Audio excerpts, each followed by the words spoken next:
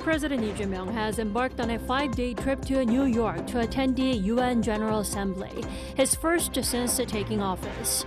He'll address the assembly on Tuesday and hold a series of meetings with global leaders and investors.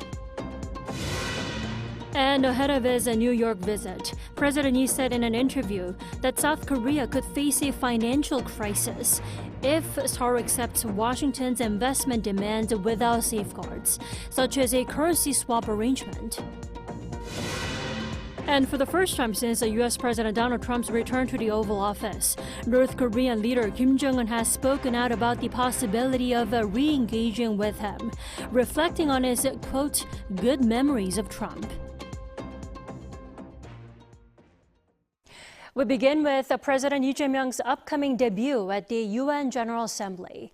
He's set to deliver an address to the Assembly on Tuesday, while all eyes are on if his 5-day New York trip will include a meeting with U.S. President Donald Trump.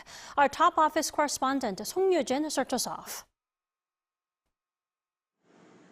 South Korea's presidential office says President Lee Jae-myung's trip to New York for this year's United Nations General Assembly will mark his full-fledged debut on the multilateral stage. Lee's first overseas visit after taking office in June was to the G7 summit in Canada, but this time the stage is far bigger, with some 190 heads of state and government expected to attend. While the president has several events lined up during his 5-day trip, two stand out. The first will be his address to the UN General Assembly on Tuesday local time. Through this address, President Lee will declare South Korea's restoration of democracy, outline his administration's vision for the Korean Peninsula, and share how we can contribute to global peace and prosperity. Much of the attention will be on Lee's message on North Korea as Seoul continues to extend overtures for dialogue despite Pyongyang remaining hostile. Another major highlight will come on Wednesday when President Lee chairs an open debate at the UN Security Council, the first time for any South Korean leader. This was made possible by the country's rotating presidency of the 15-member body this month. The theme will be artificial intelligence, international peace, and security. Overall, it enhances South Korea's diplomatic standing and provides an opportunity to advocate for issues important to the country and to the broader international community. Eyes are also on the bilateral meetings Lee will hold on the sidelines. National Security Advisor Wi Sung-rak said the president is expected to meet with leaders of France, Italy, Uzbekistan, the Czech Republic, and Poland. But the big question is, will there be a meeting with U.S. President Donald Trump? Wi said no summit is scheduled, but did not rule out an encounter at the UN headquarters. One expert says even a brief exchange could be significant, as ties between Seoul and Washington face uncertainty due to stalled trade negotiations and the recent detention of Korean workers in Georgia.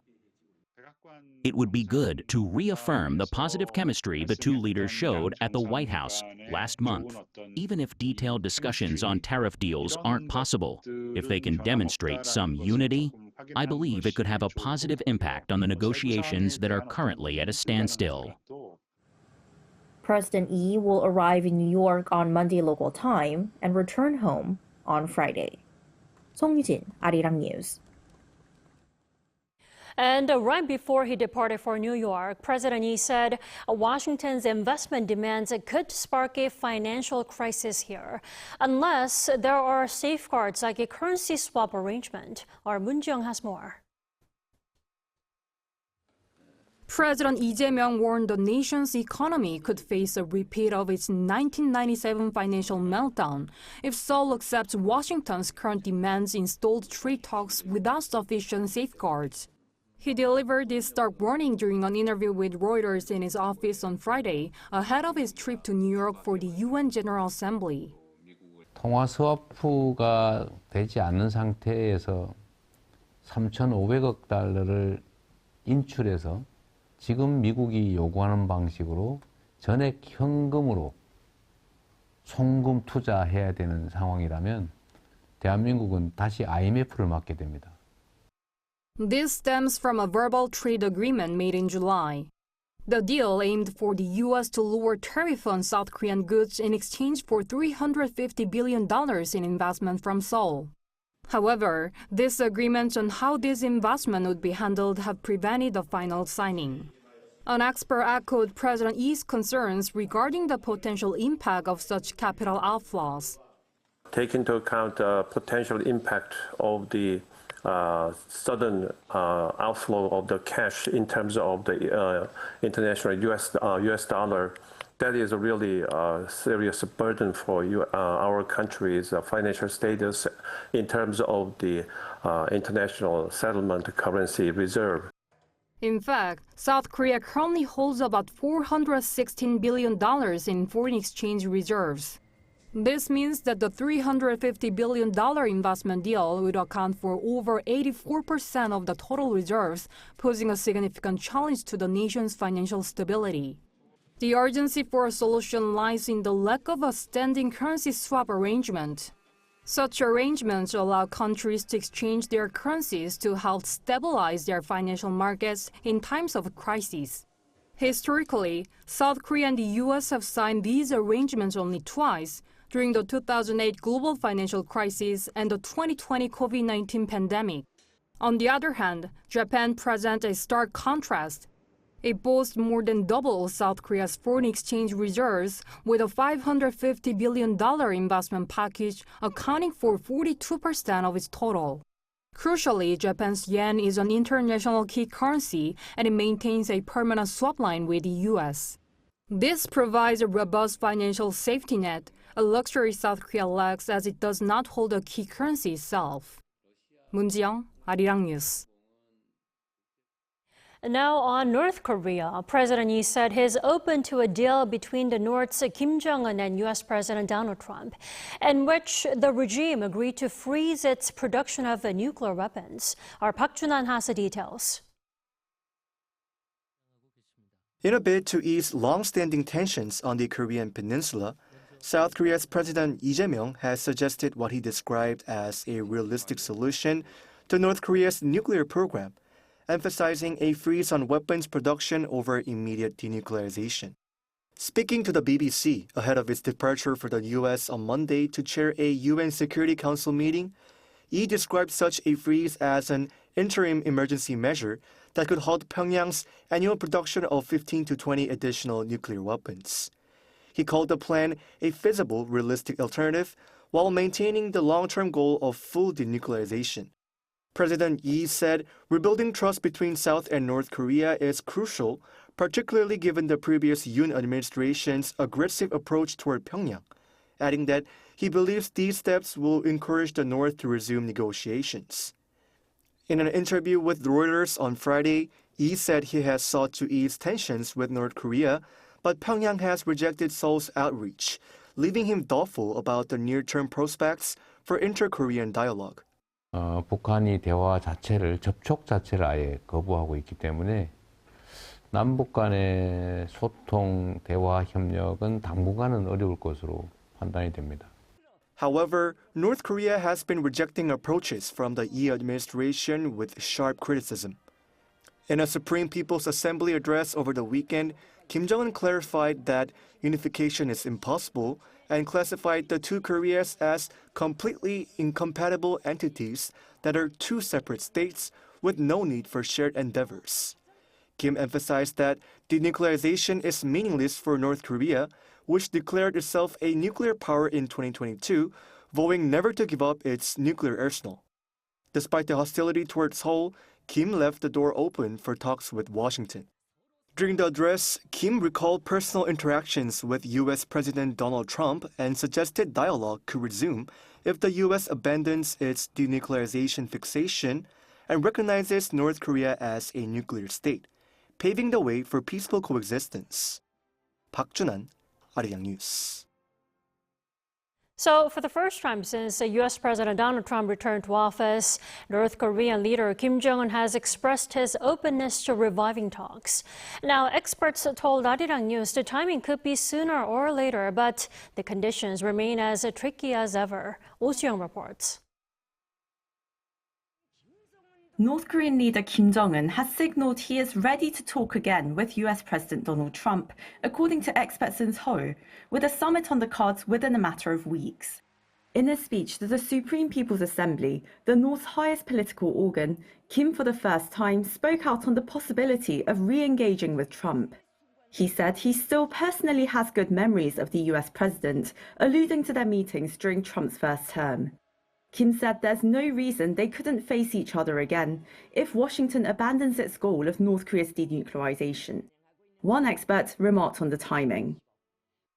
I think he's simply ready. Victory's Day of the China. He also have a backup from not only Russia but also China, and he's ready for this some kind of confrontation or dialogue, negotiation with the United States. After returning to presidency, Trump has expressed eagerness to revive North Korea diplomacy, which Kim Jong-un's sister Kim Yo-jong notably did not rule out in her media statements. Now with a nod from Kim Jong-un himself, experts say the next Trump-Kim summit could be within several weeks, as the US leader is scheduled to visit South Korea to attend the APEC leaders meeting next month. If President Trump were to lower the bar for dialogue with Kim, shifting the focus away from denuclearization toward arms control and tension reduction, then a summit could take place right after APEC, either at Panmunjom or at the Wonsan-Galma Coastal Tourist Zone. Presidents Lee Jae-myung and Trump, in fact, floated the possibility of such an occasion during their first summit in DC last month. But once again, the question of denuclearization will continue to linger.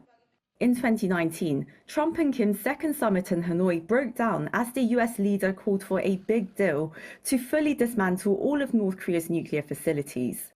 Since then, Pyongyang has continued its weapons program and has growingly asserted itself as a nuclear state. Kim Jong-un sent a message to Trump that he could meet the Trump but with some precondition. For example, United States has to stop the permanent halt of the ROK-US military exercise, and also the deployment of the strategic asset. The key question is whether President Trump will accept Kim's demands. Trump has hinted at recognizing North Korea as a de facto nuclear state. The U.S. defense chief has echoed similar views, but the Secretary of State has maintained a firm commitment to denuclearization. Any Trump-Kim summit would therefore require reconciling these divisions within the U.S. administration.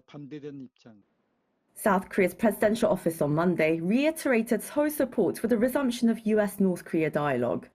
Regarding Kim's statements that denuclearization is impossible, the office emphasized that South Korea will continue efforts for a Korean peninsula free of nuclear weapons. With the possibility of Trump-Kim diplomacy in the near future, experts say close coordination between Seoul and Washington is more critical than ever. Oh Soo-young, Arirang News.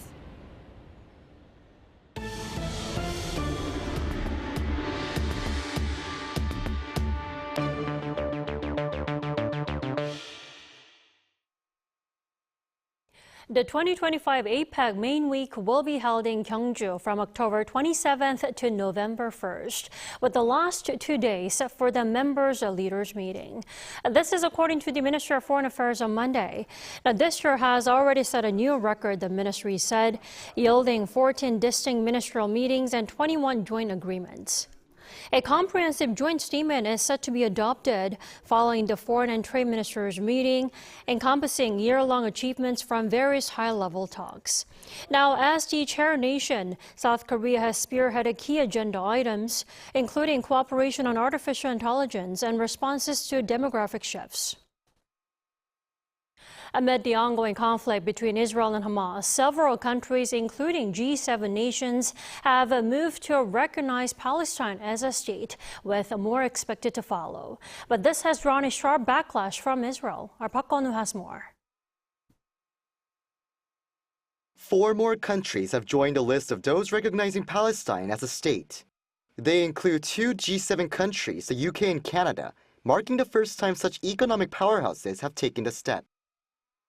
We recognized the State of Israel more than 75 years ago as a homeland for the Jewish people.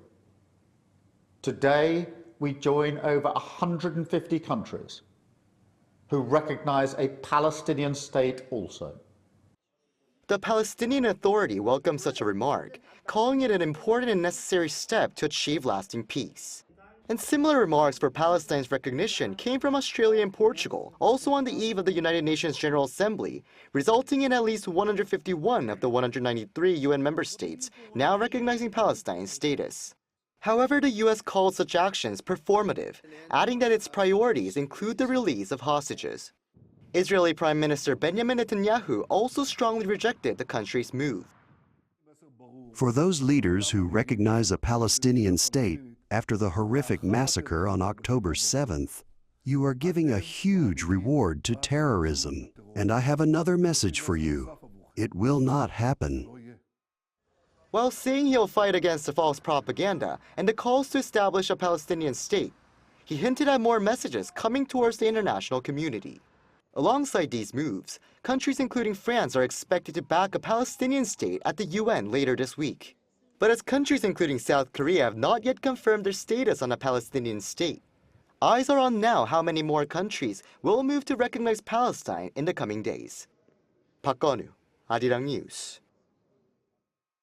Now, down in Gyeongju City, the host city of APEC 2025 Korea.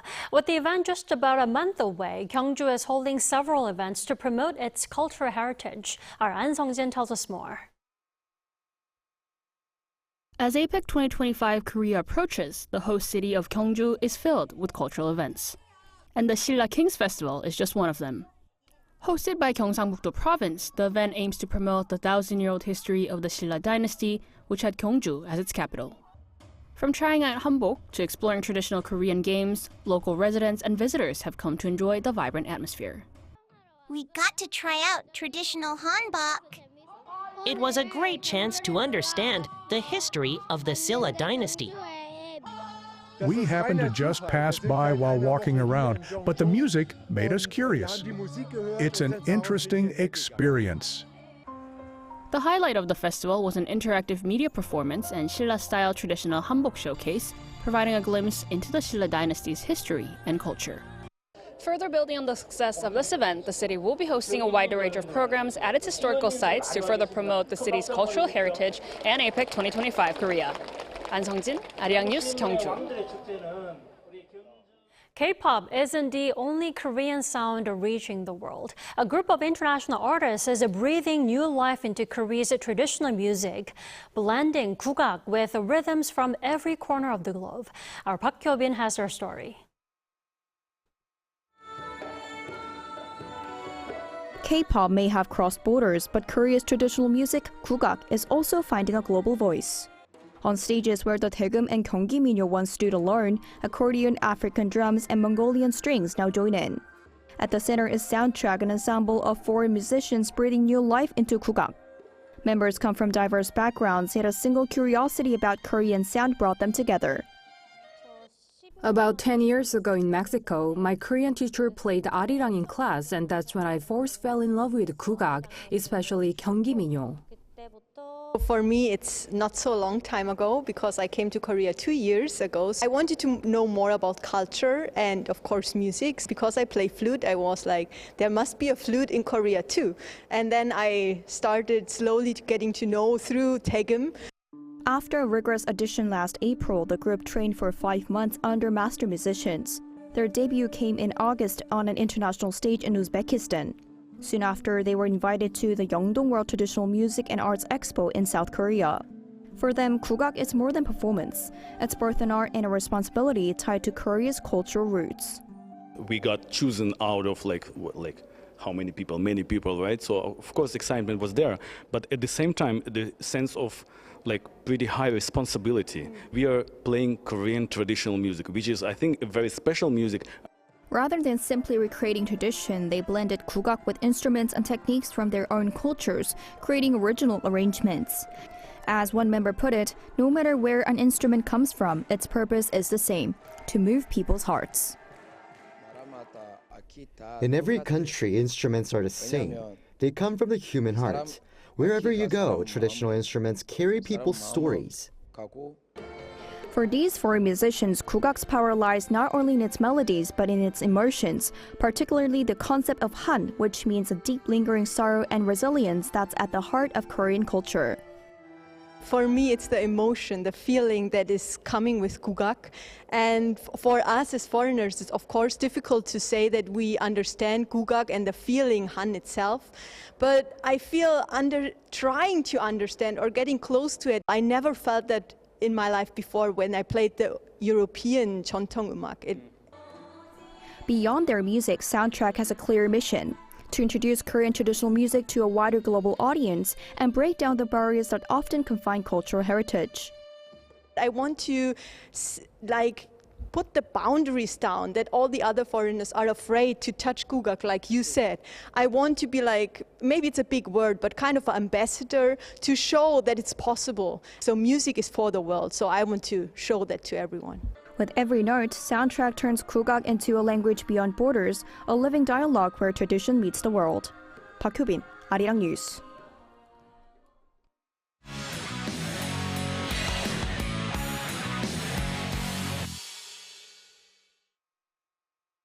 Time now to look at what's been happening in the world of sports. For that, we have our sports editor, Paul Neitz, joining us in the studio. Welcome, Paul. Hello, yeah, thank you. So why don't we start with Heung-min's incredible start to life in his Major League Soccer. Another goal. Another goal. Impressive. And yes, another win as well. And the latest came on Sunday, local time, as LAFC beat Real Salt Lake 4-1 at home.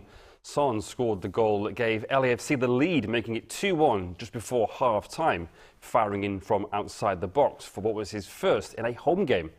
Son got an assist for the equaliser as well, setting up Dennis Bouanga. He's now got 7 goals and 3 assists in 7 matches and 4 goals in his last 3.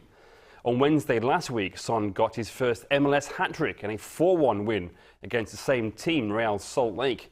The win meant that LAFC have booked their place in the playoffs. They now sit 4th in the Western Conference, 7 points behind San Diego in first, but with 2 games in hand. You know, what a star. LAFC could even win the Supporter Shield then, you know. Now, moving on to baseball, Kim Ha-sung seems to be fitting well in at his new club, the Atlanta Braves. Yes, you're quite right. Shortstop Kim Ha-sung played a big role as well in his team's win over the Detroit Tigers. On Sunday, he extended his hitting streak to 9 games in the process, a home run in a 6-2 win over the Detroit Tigers. And throughout, Kim went 1 for 3 with 2 RBIs, 1 run and 1 walk. This came after getting the run that put the Braves ahead in the 9th inning in the match before a 6-5 win. In that match, he went 1 for 4, and with a score at 5-4, he singled to right field. Since his move, his batting average has been at .313, up compared to his time with the Rays, where he was batting at .214 from 24 games. Paul, moving on to badminton, world number 1 An Se-young, she just needed, 33 minutes to win the China Open final. Yeah, incredible. She beat Han of China 2-0 on Saturday to win the China Open, and did so with set scores of 21-11, 21-3 at one point, and had built up a 10-point lead early in the first game and only seemed to get stronger in the second, despite her opponent being world number 3. Her head-to-head now with Henry is 9 wins and just 2 losses. This was Anne's 7th title of the season, but first since the Japan Open in July. Up next is the Korea Open in Suwon on Tuesday, which she last won 2 years ago. And lastly, to tennis, we had the Korea Open, and it was the Disher's Wimbledon's winner who claimed the title, right? It was indeed, yes. Iga Swiatek on Sunday won the Korea Open here in Seoul. It was her 25th WTA title, beating Ekaterina Alexandrova of Russia 1-6, 7-6, 7-3, 7-5. The match went on for 2 hours and 43 minutes in front of a good crowd of 9,500. It was Swiatek's first Korea Open appearance. Alexandrova, who won the competition in 2022, was trying to become the first player to win the Korea Open multiple times. Meanwhile, also on Sunday, Barbara Krejcikova and Katerina Szyakova won the doubles title. They beat Maya Joint of Australia and Katie McNally of the US 6-3, 7-6, 8-6. It was their 18th title together. Wow, great stuff as always, Paul. Thank you as always for the wrap-up. I'll see you next week. Thank you, yeah.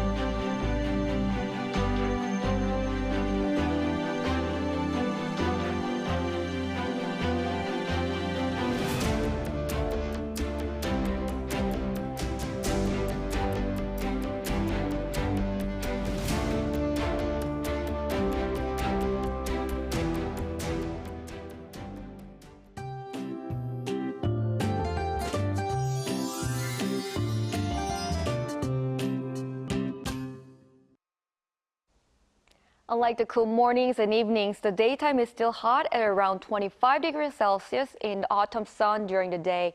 In particular, the lowest temperature in Taebaek fell into the single digits with 9.9 degrees this morning. However, it rose to 20 degrees during the day, showing a huge daily temperature range of more than 10 degrees. More rain is forecast across the country this Wednesday. It will start to rain on the south coast tomorrow night and will spread across the country on Wednesday. Rain will mostly stop on Thursday night. Tomorrow morning, Seoul and Gwangju will start off at 18 degrees, Chuncheon at 15 degrees. Daily highs move up to 27 degrees in Seoul, Gwangju, and Busan, Gyeongju 24 degrees.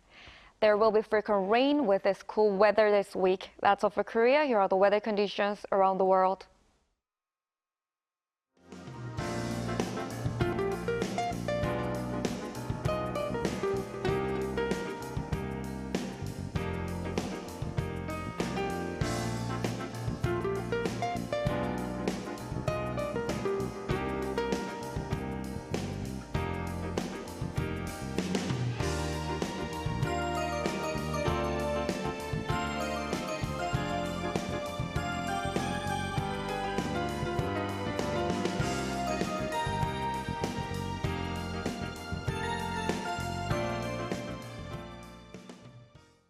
That is all we have for tonight. I'm Kim Dami. From all of us here at Arirang, thanks for watching and good night.